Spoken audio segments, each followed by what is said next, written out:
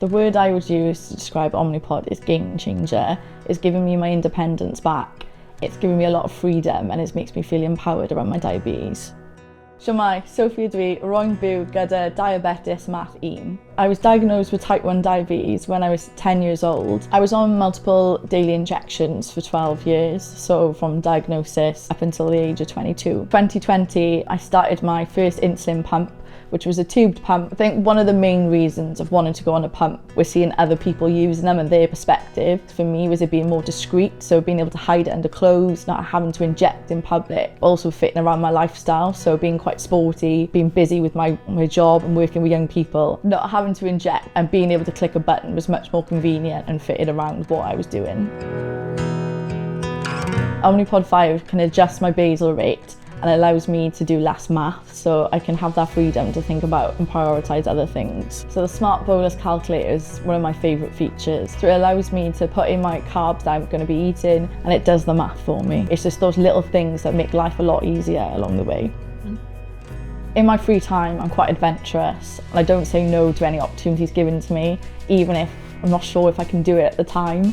I think one of the things that I've really found empowering with my diabetes and that change of perspective of going from being a young person that really rejected and resented my diabetes, having the freedom and that kind of independence, especially with the Omnipod 5, is giving me that I can do anything I want to do. So when I was diagnosed with type 1 diabetes, I was diagnosed with an underactive thyroid, and it wasn't again until I was in my early 20s that I understood what that was. But I think when you're diagnosed, you're told that it may come with complications and other conditions that can develop, whether that's your management or just from having it a long period of time. But there's not often much discussions to explain how or why these things are happening. You're told you've got this and this is how you treat it, and not understanding the relationship and the links between conditions. I've recently been diagnosed with a condition called POTS, which we believe is to be as a result of a complication of having diabetes for a long period of time. So as someone living with POTS, one of my first symptoms was fainting, which not everyone experiences, but it's one of the symptoms that I had. A lot of hypo-like symptoms, so you can understand the relationship. I have really good hypo-awareness, so I know when it's coming on, and with the technology I use, I can identify that straight away.